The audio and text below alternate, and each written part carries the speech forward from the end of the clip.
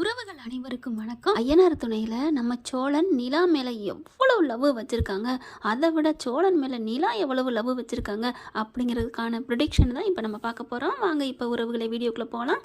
ஒரு வழியா இப்போ சேரனை பிடிச்சி லெஃப்ட் ரைட்டு வாங்கிடுறாங்க. அதுக்கப்புறம் எல்லாரும் கேட்குறாங்க, என்னாச்சு ஏதாச்சு, ஏமா இப்பெல்லாம் திட்டுற அப்படின்னு நடேசன் வந்து கேட்குறாங்க. அந்த ராகவிட்ட போயிட்டு எல்லா கதையும் சொல்லியிருக்காரு மாமா அண்ணன். நான் அண்ணனை எப்படியோ நினச்சிருந்தேன், ஏன்னு இப்படிலாம் நடந்துக்கிட்டீங்க அப்படின்னு கத்துறாங்க. இல்லைப்பா, அவர் வேலை விஷயமா தாப்பா நாங்கள் பார்த்துக்கிட்டோம். அப்போ தான் அவர் எதேர்ச்சியா கேட்டார். நானும் எதேர்ச்சியா சொன்னேன்ப்பா. எதுக்கு அதை சொன்னீங்க? சொன்னதுனால உங்களுக்கு என்ன கிடைக்க போகுது சொல்லுங்க. ஏப்பா என்னப்பா என்னப்பா ஏன்னா நான் சொன்னேன்னா நாங்கள் 2 பேரும் பிரிய போகிறோம்னு அப்படின்னு கத்துறாங்க. இல்லைப்பா, நீ தான் பிடிக்கவே இல்லை, நாங்கள் பிரிஞ்சிருவோம்னு சொன்னில்ல, அதனால தான் சொன்னால் மட்டும் உங்களுக்கு என்ன நடக்க போகுது? ஏன் போய் தண்டாரா போடுங்க, ஊர் பூரா சொல்கிறீங்களா?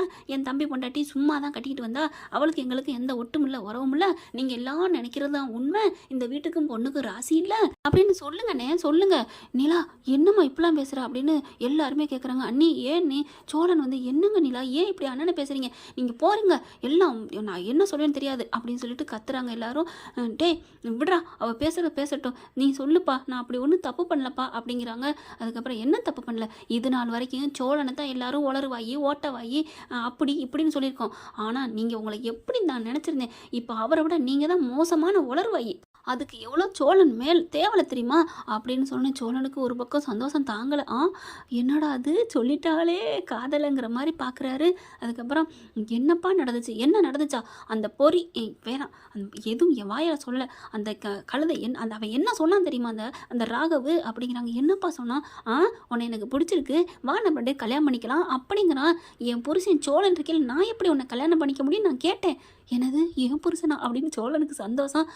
அப்புறம் நான் என்ன கதையாக சொல்கிறேன் அப்படின்னு கத்துறாங்க.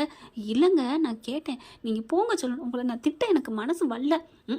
திட்ட மனசு வரலன்னு இம்புடு திட்டுறியே, கழுவி ஊத்துறியே, இன்னும் திட்டுற மூலந்தான் எம்புடு திட்டுவா சோழா, ஒன்று அவள் ஏற்றுக்கிட்டானா இப்படி தான் தினைக்கும் கழுவி ஊற்றுவாளா, பரவாயில்ல தொடச்சிட்டு போவான், வீரனுக்கு இதெல்லாம் சகஜம் அப்படின்னு இங்கிட்டு தனியாக புலம்பிக்கிறாரு. அடுத்து பார்த்தா அந்த ராகவன் வந்து கல்யாணம் பண்ணிக்கலாம், உன் புருஷன் என்ன நிரந்தர புருஷனா, உங்கள் கல்யாணம் டுபாக்கூர் கல்யாணம் அப்படி இப்படின்னு எப்படி அசிங்கமாக பேசிட்டாரு, எனக்கு அவ்வளோ இதாகிடுச்சு. ஏம்மா நீ அவரை சும்மா விட்டுட்டா வந்திருப்பேன், விட்டுச்சு வாங்கி விட்டு தான் வந்தேன் அப்படிங்கிறாங்க. அதே கோவத்தோடு தான் உங்ககிட்டே வந்தேன், ஏன்னு அப்படிங்கிறாங்க. இல்லைப்பா, அது வந்துப்பா என் முகத்தில் யாருமே முழிக்காதீங்க, இப்படி பேசுவீங்க நான் நினைக்கவே இல்லை. இல்லைப்பா என்ன தியாகி நினைப்பா, என்னை சேர்த்து வைக்க பார்க்குறீங்களா அவர் கூட அப்படின்னு கேட்க, இல்லை நான் என்ன நினச்சி சொன்னேன்னு எனக்கே தெரியலப்பா, மன்னிச்சுக்கப்பா அப்படிங்கிறாங்க. போங்கண்ணே, அவருக்கு இடம் கொடுத்துட்டீங்கல்ல, இப்போ அவன் சும்மா விடுவானா, என்னென்ன பண்ண போகிறேன்னு தெரியல, போய் எங்கள் அம்மாவை போய் பார்ப்பானா, பேசுவானா, பொண்ணு கேட்பானா, அவ்வளோ சொல்கிறான் அவன் இஷ்டத்துக்கு தெரியுமா. சோழனுக்கு செம்மக்கம் வருது. ஆஹா அண்ணே ஏன்னு இப்படி இதெல்லாம் சொன்னேன் அப்படின்ட்டு சேரன் பக்கம் திரும்புகிறாரு. அடுத்து பார்க்குறாங்க. சரி விடுங்க நிலா, அவன் பேசுகிறாங்கிறக்காண்டி அண்ணன் என்ன பண்ணுவார், அண்ணன் ஏன் சோழன் இப்படிலாம் சொல்கிறாங்க, நம்ம கதையை ஏன் 3ஆம் மனுஷனுக்கு சொல்லணும், ஆஹா நம்ம கதையை 3ஆம் மனுஷனுக்கு சொல்லணும். நிலா இப்போ என்ன சொன்னீங்க, ஆமாங்க நம்ம 2 பேர் கதை நமக்குள்ளே தான் இருக்கணும், எதுக்கு வெளில சொல்லணும், நான் போகிறேன் இருக்கிறேன், இந்த வீட்டை விட்டு என்ன வேணாலும் பண்ணிக்கிடுவேன், அதை சொல்லி அவன் என்னத்துக்கு என்ன பொண்ணு கேட்குறக்கு, அவெல்லாம் யார், அவன் மூஞ்சியும் ஆளும், ஐயோ நிலா சிக்ஸராக அடிக்கிறியே, லட்டா என் வாயில் திணிக்கிறியேன்னு சந்தோஷம் சோழனுக்கு தாங்கலை. அடுத்து நிலா டக்குன்னு கோச்சிட்டு நான் போகிறேன், எனக்கு மனசு சரியில்லை அப்படின்னு போயிடுறாங்க. எங்கெங்கே போகிறீங்க அப்படின்னு சோழன் பின்னாடியே வராரு. உங்கள் அண்ணன் கோச்சிட்டு அங்கங்கே போய் உட்கார வரல, அந்த மாதிரி நான் கோயிலில் போய் உட்காந்துட்டு வரேன் விடுங்க அப்படின்ட்டு போகிறாங்க. நிலா பின்னாடியே போகிறாரு. கோயிலில் போய் உட்காந்து திரும்புகிறாங்க. சோழன் நிற்கிறாங்க. திரும்பி பார்த்தோன்னே என்ன இங்கே எதுக்கு வந்திருக்கீங்க அப்படிங்கிறாங்க. ஏங்க நான் வந்தது கோவமா, பிடிக்கலையா, சேச்சா அப்பெல்லாம் சொல்லலை, வாங்க உட்காருங்க சோழன். ஐயோ என்னடா வாங்க சோழங்கிறா உட்காருங்க சோழங்கிறா அப்படின்னு பக்கத்தில் போய் உட்கார, தள்ளி போய் உட்கார்றாரா, ஏன் அங்கே தள்ளி உட்காடுறீங்க, கிட்டக்க வாங்க, ஏங்க இது கோவமா சொல்கிறீங்களா நிஜமா சொல்கிறீங்களா, அட நிஜமா தான் வாங்க அப்படின்னு பக்கத்தில் சொன்னோன்னு அவர் பார்த்தா அப்படி தொடையோட உரசிக்கிட்டு உட்கார்றாரு. இந்தாங்க வாங்க தேங்காய் திம்பம் அப்படின்ட்டு, ஹலோ கொஞ்சம் தள்ளி உட்காருங்க அப்படிங்கிறாங்க. ஏங்க நான் போய் அங்கேயே உட்காந்துக்கிறேன், சும்மா இருந்தவனை கூப்பிட்டு வச்சு சொரிஞ்சு விடுறீங்களா அப்படின்னு போகிறாங்க. டக்குன்னு சோழன் கையை பிடிச்சிடுறாங்க. நம்ம நிலா அப்படியே திரும்பி பார்க்குறாரு. நிலா அப்படிங்கிறாங்க. உட்காருங்க பாஸ் அப்படின்னு சொன்னா உட்காடுறாங்க. அப்படியே வானத்தை விட்ட வரைக்கும் பார்த்து பேசிகிட்டு இருக்காங்க. அந்த ஆள் எப்படி தெரியுமா கேட்டான், அட அதை விடுங்கங்க அப்படின்னு சொல்லிட்டு, உங்களுக்கு என்னங்க பிடிக்கும், ஏன் எதுக்கு இதெல்லாம் கேட்குறீங்க, இல்லை உங்களுக்கு ஏதாவது பிடிக்கும்னா உங்களுக்கு ஏதாவது கிஃப்ட் கொடுக்கலான்னு வாங்கலான்னு நான் ஆசையாக இருக்கேன், எதுக்கு கிஃப்ட்டு, அது என்னங்கிறது உங்களுக்கு தெரியாதா என்ன அப்படிங்கிறாங்க. அட போங்க நீங்கள் வேறு அப்படின்னு சொல்லிட்டு பார்க்குறாங்க. இங்கே பார்த்தீங்களா, இங்கே ஒரு கம்பெனி ஒட்டியிருக்கு பாருங்கள், இது இந்த நம்ம தமிழ்நாட்டில் இல்லைங்க, இந்தியாவிலே இதுதான் பெரிய கம்பெனி, இதுதான் பெரிய ஒரு இது ஆர்கிடெக்டில், இதில் நான் வேலைக்கு சேர்ந்தால் எப்படி இருக்கும் தெரியுமா, அப்படி ஒரு சந்தோஷம், அது எப்படி கடவுள் கொடுப்பாரா என்ன அப்படின்னு சொல்லிட்டு, சரி நம்ம சாமி கும்பிடுவோம் வாங்க சோழன் அப்படின்னு கூப்பிட்டு வராங்க. அப்படி பார்க்குறாரு நிலா, உன் ஆசையை நிறைவேற்றுறாம என்னோட கடமை அப்படின்னு நினைக்கிறாங்க. அதுக்கப்புறம் சாமி கும்பிட்டுட்டு வீட்டுக்கு போமா அப்படின்னு சொல்லிட்டு கிளம்பி வராங்க. வீட்டுக்கும் நிலாவை கொண்டாந்து விட்டுறாங்க. இப்போ நாளைக்கு மறுநாள் கல்யாண நாள் வருது, இப்போ என்ன பண்ணலாம், அவளுக்கு என்ன வாங்கி கொடுக்கலாம். உடனே பல்லவன் வந்து, அண்ணே அண்ணனுக்கு அன்னைக்கு புடவை கட்டினா அழகாக இருக்கும், புடவை வாங்கி கொடுனே அப்படிங்கிறாங்க. உடனே பாண்டியன், இல்லைப்பா ஏதாவது நகை வாங்கி கொடுக்கலாம் என்னண்ணே அப்படின்னு சொல்ல, நகையா டே, நகை விற்கிற விலைக்கு நகை கடை வாசலில் கூட போய் நிற்க முடியாதடா நம்மளாலலாம் அப்படிங்கிறாங்க.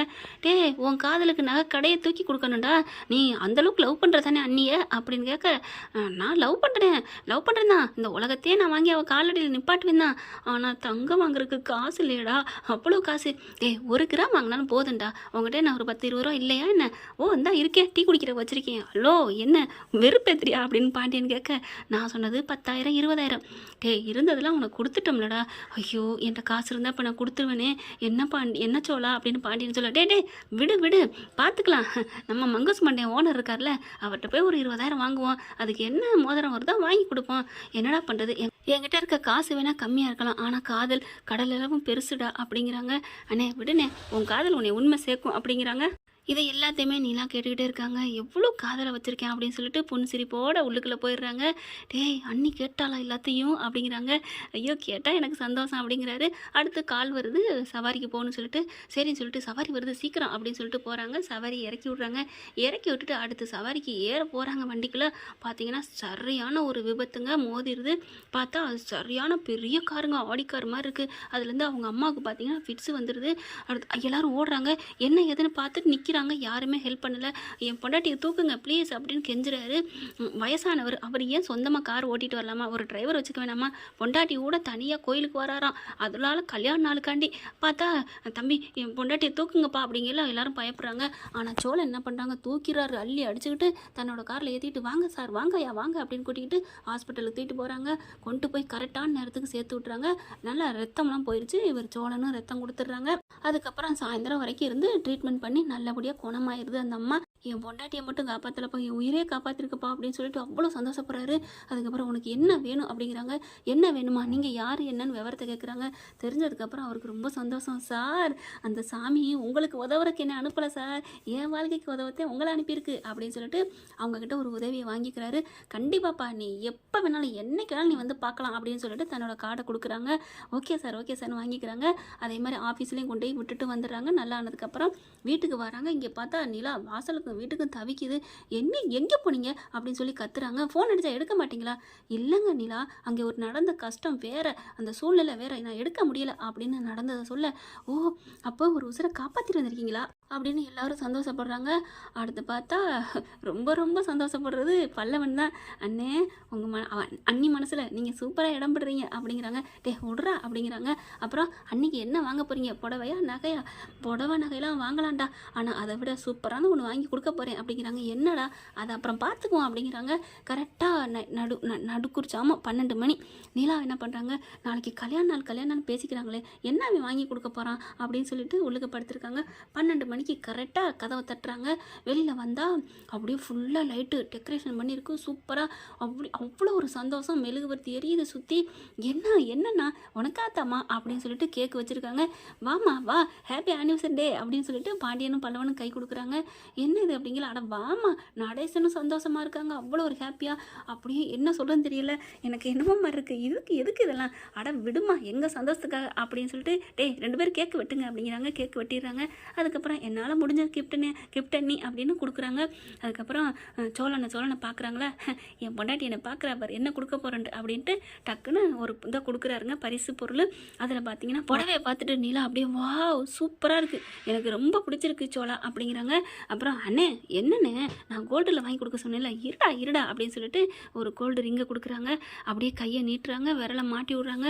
சூப்பராக இருக்குது, ரொம்ப பிடிச்சிருக்கு அப்படின்னு சொன்னோன்னே சோழன் என்ன பண்ணுறாங்க, இதை விட கிஃப்டெல்லாம் நான் வாங்கி கொடுக்க முடியும் தான், ஓன்ட்ட இதுவே கடை வாங்கி கொடுத்துருக்க அப்படின்னு பாண்டியன் சொல்ல, டேய் அட்டங்குடா அப்படிங்கிறாங்க. ஏன் பாண்டியா, அவர் நினச்சா என்ன வேணாலும் செய்வார், அவர்கிட்ட இருக்கிற காதல் அப்படி அப்படின்னு சொன்னோன்னே ஆகா என் பொண்டாட்டி புரிஞ்சுக்கிட்டாலே நினைக்கிறாங்க. அதுக்கப்புறம் நிலா, நீங்கள் இந்த சந்தோஷத்தெல்லாம் விட இன்னொரு பெரிய கிஃப்ட் வச்சுருக்கேன், விலை மதிக்க முடியாதுன்னு நான் நினச்சிட்டு இருக்கேன், உங்களுக்கு அது பிடிச்சிருக்கான்னு பாருங்கள் அப்படின்னு கொடுக்குறாங்க. என்ன பரிசு, அதை விட என்ன பரிசு, அப்படி என்ன பரிசு, எனக்கு அதுவும் அதிகமாக மதிப்பில்லாத விலை மதிப்பில்லாது அப்படின்னு நிலா கேட்க, ஏங்க என்னால் கொடுக்க முடியாதுன்னு நினைக்கிறீங்களா அப்படின்னு சோழன் சொல்ல, ஓ அதெல்லாம் கொடுப்பீங்க, என்னது அப்படிங்கிறாங்க. அந்த பார்சல் அந்த கவரை கொடுக்குறாரு, அதை ஓப்பன் பண்ணி பார்க்குறாங்க. பார்த்துட்டு அப்படியே ஆடி போகிறாங்க.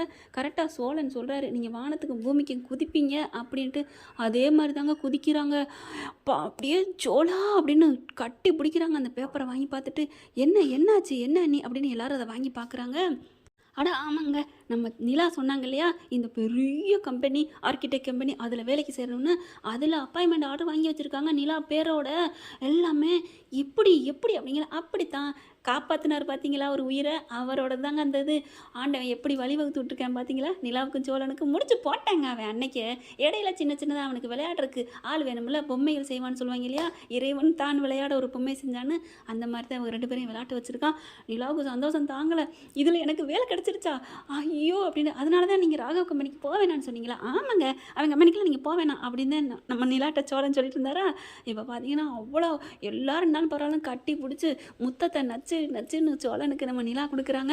அவ்வளோ ஒரு ஹாப்பியாகிறாங்க. எல்லாம் கோயிலுக்கு போவோமா அப்படின்னு சொல்லி ஹாப்பியாக, இப்போவா காலையில் போய்க்குவோம் அப்படிங்கிறாங்க. என்ன சொல்கிறதுன்னு தெரியல. விடிய நம்ம எல்லாரும் ஜாலியாக கொண்டாடுறோம், சந்தோஷப்படுறோம் அப்படின்ட்டு. இப்போ எங்கே போவோம், பீச்சுக்கு போவோமா, ஐயோ ராத்தில் போனால் போலீஸ் ரைடு வந்துடும் அப்படி இப்படின்னு சொல்லிக்கிறாங்க. என்ன ஃப்ரெண்ட், இப்படி பண்ணால் நல்லா தானே இருக்கும், பார்க்கலாம். தேங்க்யூ. இந்த வீடியோ உங்களுக்கு பிடிச்சிருந்தா தயவு செய்து லைக் பண்ணுங்க. இன்னும் அப்டேட்ஸ்க்காக சேனலை சப்ஸ்கிரைப் பண்ண மறக்காதீங்க. நம்ம கிட்ட இருக்க எல்லா சேனல்ஸோட லேட்டஸ்ட் வீடியோ அப்டேட்ஸ்க்காக மேல ரைட் சைடுல காட்டுற லிங்கை கிளிக் பண்ணி வாட்ஸ்அப் குரூப்ல ஜாயின் பண்ணுங்க. உங்களிடம் விடைபெறுவது நான் உங்கள் மெஹர்.